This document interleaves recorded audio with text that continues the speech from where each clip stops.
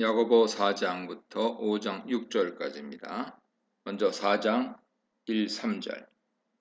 싸움과 다툼은 어디에서든 일어납니다. 교회 안에서도 예외는 아니죠. 왜 일어납니까? 정욕 때문이라고 야고보는 진단합니다.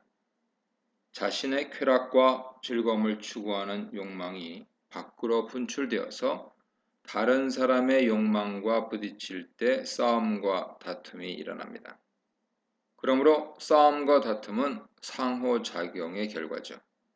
한 사람의 그리스도인이 자신의 정욕을 내려놓고 이웃을 섬기려 할 때 싸움을 피할 수 있습니다. 싸움과 다툼이 있는 곳에는 참 지혜를 찾아볼 수 없죠. 야고보는 위로부터 난 지혜는 화평하다고 했고 화평으로 심어 의의 열매를 거둔다고 했습니다. 많은 욕심을 내려놓을 때 화평을 이룰 수 있습니다. 인간 관계 속에서도 그렇고 개인 내면 세계에서도 그렇습니다. 정욕은 여러 싸움과 다툼의 원인이죠. 싸움과 다툼이 있을 때 하나님께로부터 오는 지혜를 가진 사람은 평화의 중재자가 되어야 합니다. 화평을 심어야 합니다. 그럴 때 의의 열매를 거두게 될 것입니다. 우리는 정욕을 버리고 평화를 도모하고 있습니까? 2절에서 야고보는 욕심을 낸다고 사람이 바라는 것을 반드시 얻을 수 있는 것이 아님을 지적합니다. 욕심이 좌절될 때 사람은 살인도 서슴지 않습니다. 그처럼 사람의 욕심은 무섭고 잔인하죠. 야고보의 수신자들이 속한 공동체에서 실제로 욕심에 의한 살인이 일어났을 것 같지는 않습니다. 야고보는 욕심의 극단적인 결과로서 살인을 가정적으로 언급하는 듯합니다. 욕심을 품으면 시기하게 되고, 그러나 시기도 바라는 것을 얻는 방법이 아니죠. 도리어 다툼과 싸움을 일으킬 뿐입니다. 그렇다면 바라는 것을 얻을 수 있는 방법이 무엇입니까? 야고보는 싸움과 다툼을 버리고 기도하라고 권면합니다. 기도는 과연 바라는 것을 얻게 하는 능력입니까? 야고보는 그렇다고 확신합니다. 너희가 얻지 못하는 이유는 다른 데 있는 것이 아니라 구하지 않기 때문이라고 말하죠. 다른 변명을 할 수도 있을 것입니다. 얻지 못하는 이유를 여러 가지 조건이나 한계를 나열하면서 내놓을 수도 있을 것입니다. 그러나 야고보는 아주 단순하며 분명하게 진단합니다. 너희가 얻지 못하는 것은 다른 무엇보다 구하지 않기 때문이라 말이죠. 성도는 기도라는 천국 창고를 여는 열쇠를 사용해야 합니다. 구하면 반드시 얻는다는 사실을 야고보는 전혀 의심하지 않습니다. 오늘 우리는 기도의 능력을 어느 정도 신뢰하고 있습니까? 원하는 것을 어린아이가 부모에게 구하듯이 하나님께 구하고 있습니까? 야고보 말씀에 동의한다면 싸우고 다투며 시기할 힘과 시간을 하나님 앞에 나아가 구하는데 사용해야 하지 않을까요? 야고보 수신자들 가운데는 구했어도 얻지 못했다고 반문할 사람도 있었을 것입니다. 야고보는 이를 염두에 두고 구하여도 받지 못하는 이유를 깨우칩니다. 구하여도 받지 못하는 것은 정욕으로 쓰려고 잘못 구하기 때문이라는 것이죠. 기도는 정욕을 채우는 도구가 될 수 없습니다. 사람은 하나님을 속일 수 없습니다. 하나님은 정욕을 위해 마음껏 쓰라고 바라는 대로 주시는 분이 아닙니다. 그러므로 기도하는 자는 구하는 대로 얻기 위해 기도의 동기를 점검해야 합니다. 왜, 무엇을 위해 구하고 있는가? 기도의 자리로 나아갈 때 하나님이 구하는 대로 주셔야 할 합당한 이유를 갖고 나아가는가? 진정 나의 정욕 또는 쾌락을 위해 써버리기 위해 구하는 것은 아닌가? 오늘 나의 기도의 내용과 동기는 하나님 나라와 의를 구하기 위한 것인가 하는 점들을 묵상해야 합니다. 4절 5절입니다. 4절은 가늠한 여인들아 라는 말로 시작합니다. 야고보 독자들 중 실제로 가늠한 사람들이 있었으며 야고보는 그들을 직접적으로 언급하고 있는가? 그런 것 같지는 않습니다. 구약은 하나님과 그의 백성 관계를 결혼 관계로 묘사했죠. 이스라엘이 하나님을 떠나 우상 숭배를 하는 것은 간음에 해당했습니다. 신약 성도들은 그리스도의 신부로서 세상을 따르지 말아야 합니다. 세상을 따르는 것, 세상과 벗이되고 세상을 사랑하는 것은 영적 간음에 해당하죠. 세상은 때로 매혹적으로 보일 수 있습니다. 따라서 세상을 따라 살아가면 물질적인 풍요와 쾌락이 보장되고 행복한 삶을 살 수 있을 것이라 착각합니다. 그래서 어떤 사람은 세상과 벗이 되기를 적극적으로 원합니다. 하지만 이것은 매우 어리석은 짓이죠. 스스로 하나님과 원수되는 것이기 때문입니다. 구약에서 하나님은 질투하는 하나님으로 묘사됩니다. 야고보는 5절에서 하나님이 우리 속에 거하게 하신 성령이 시기하기까지 사모한다는 말씀을 상기시킵니다. 그런 하나님을 떠나 세상과 벗되는 것은 하나님에 대한 명백한 배반이죠. 6절 7절입니다. 야고보는 하나님은 은혜해 주시는 분이라 말합니다. 하나님의 은혜를 받을 사람은 교만해서는 안 됩니다. 왜냐하면 하나님은 교만한 사람을 물리치시기 때문이죠. 겸손함이 하나님의 은혜를 받는 비결입니다. 이런 진리를 잠언 3장 34절을 인용하며 강조합니다. 이어 야고보는 하나님께 복종하라고 명령합니다. 겸손할 때 하나님께 복종하게 되죠. 하나님께 복종하는 것은 앞 문맥을 고려해 볼 때 세상과 벗됨을 버리고 하나님께 사랑과 충성을 드리는 것입니다. 하나님께 복종하려면 마귀를 대적해야 하죠. 마귀는 하나님을 대적하며 성도를 세상으로 향하도록 유혹합니다. 마귀를 대적할 때 마귀는 성도를 피합니다. 7절 10절입니다. 마귀를 대적하며 성도는 하나님을 가까이 해야 합니다.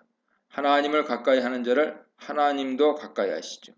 하나님을 가까이 하는 것이 세상의 벗됨을 버리고 하나님과 벗되는 것입니다. 하나님을 가까이 하는 자들은 깨끗해야 합니다. 야고보는 죄인들에게 손을 깨끗이 하라고 명령하죠. 두 마음을 품어서는 안 됩니다. 성도는 세상과 하나님을 겸하여 섬길 수 없기 때문입니다. 9절은 회개를 촉구하는 말씀인데요. 슬퍼하며 애통해야 합니다. 세상에 벗된 자들은 울며 회개해야 하는 것입니다. 세상과 벗됨으로 인한 웃음과 즐거움은 공허한 것이죠. 야고보는 웃음을 애통으로, 즐거움을 근심으로 바꾸라고 경고합니다. 10절에서 야고보는 6절에서 다루었던 겸손을 다시 언급하죠. 하나님은 겸손한 자에게 은혜를 주실 뿐 아니라 겸손하게 자신을 낮추는 자를 높이십니다. 내가 나를 낮추면 주님이 높여주십니다. 내가 스스로 높아지려 할 때 문제가 생깁니다. 야고보는 1, 2절에서 다툼과 싸움 그리고 시기심에 대해 말했습니다. 다툼과 싸움은 내가 높아지려는 시기심 때문에 발생하죠. 서로 높아지려 할 때 공동체는 하나됨을 상실합니다. 주님이 높여주실 때까지 주 앞에서 낮추십시오. 주께서 높여주시면 모든 사람에게 은혜가 되고 하나님께 영광이 됩니다. 11, 12절입니다. 야고보는 그리스도인은 서로를 비방하지 말아야 한다고 가르칩니다.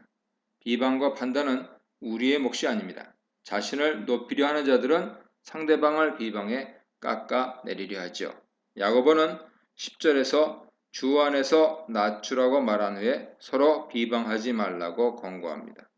비방하지 않는 것이 겸손이며 하나님의 권위와 질서를 인정하는 것입니다. 하나님은 율법을 세우시고 그에 따라 판단하시는 분입니다. 우리에게는 이웃을 판단하고 비방할 자격이 없습니다. 다만 사랑과 온유함으로 선한 행위를 보일 뿐이죠. 그런 자에게 하나님은 은혜를 주시며 그를 높이십니다.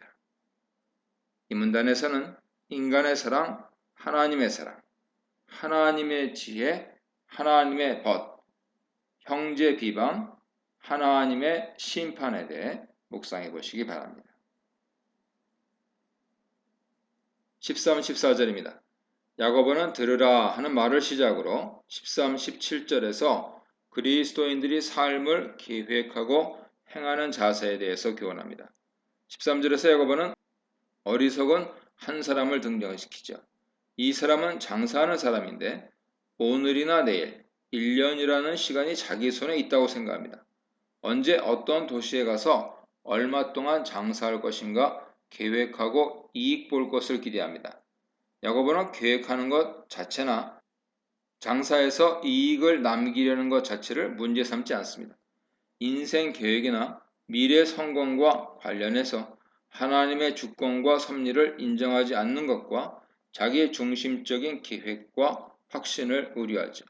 사람은 자신의 미래에 대해 자만할 수 없습니다. 14절에서 야고보는 내일 일을 알지 못하는 사람의 무지와 한계를 지적하죠. 사람 생명은 잠깐 보이다가 없어지는 안개와 같이 덧없는 것입니다. 15, 17절입니다.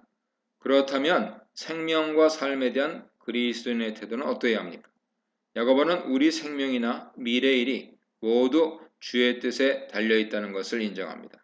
주의 뜻이면 우리의 생명이 연장될 것이고 주의 뜻이면 우리가 이것저것을 하게 될 것입니다.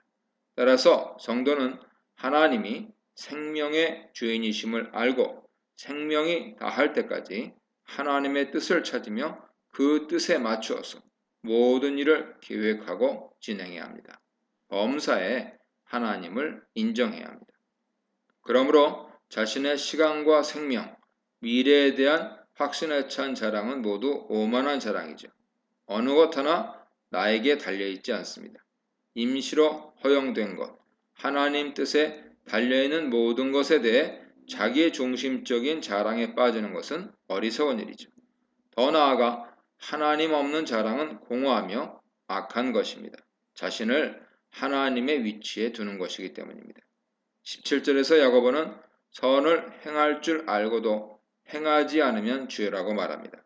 성도는 선이 무엇인지 알고 선을 행해야 한다는 것도 압니다. 그렇다면 아는 것에서 머물지 말고 선한 일을 행해야 합니다. 잠깐 보이다 없어지는 안개와 같이 인생은 짧고 덧없죠.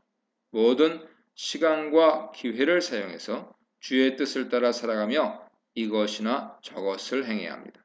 이러한 삶을 통해서 선을 행하는 것이 적극적으로 하나님의 주권을 인정하는 그리스도인의 삶입니다. 5장 1절입니다. 부한 자들에 대해 경고합니다. 부한 자들에게 임할 종말적인 심판과 고통을 암시하며 야고보는 울고 통곡하라고 말합니다. 야고보는 부 자체를 부정적으로 말하지는 않습니다. 부자가 모두 다 종말에 정죄받지 않습니다. 그러나 부자가 부를 잘못 사용할 때 하나님의 심판 앞에 정죄받게 될 것입니다.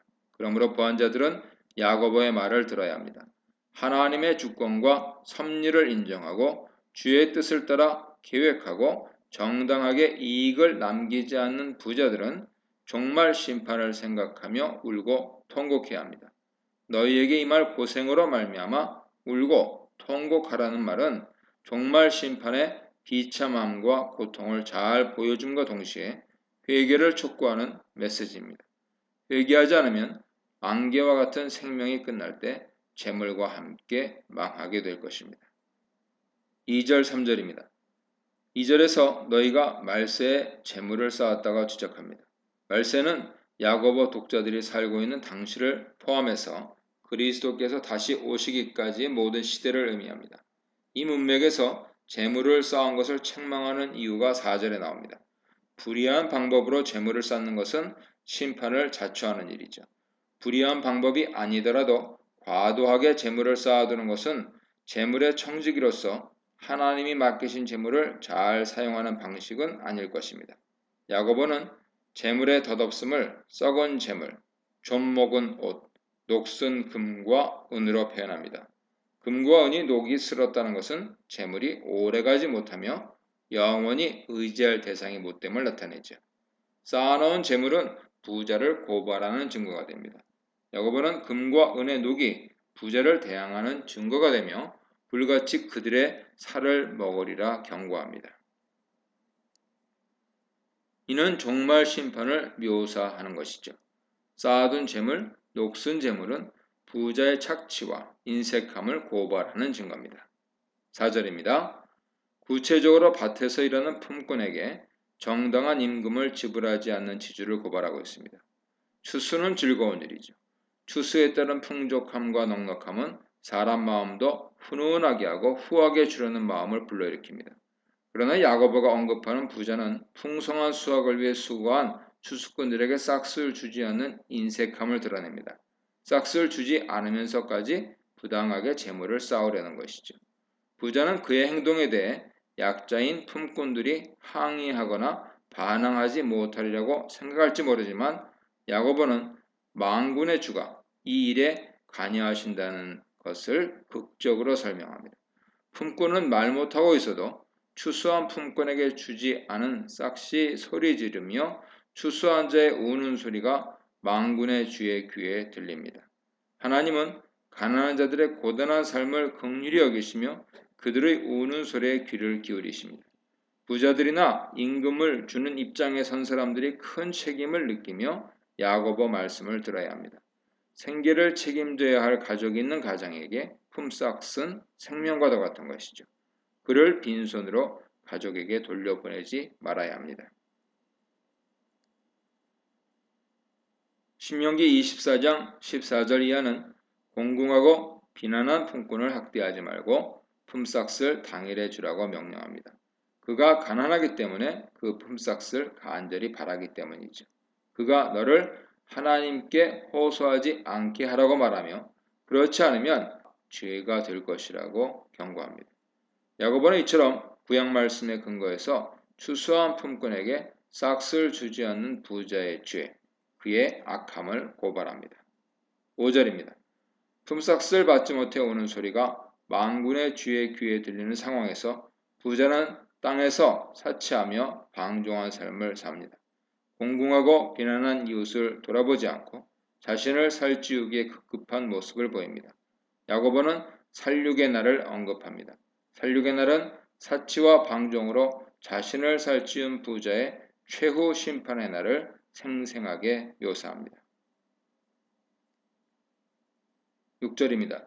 부자가 심판받을 이유는 의인을 정죄하고 죽였다는 것이죠. 의인은 그리스도를 믿는 성도를 의미할 수도 있고 부자에게 잘못한 것이 없는 가난한 품꾼을 의미할 수도 있습니다.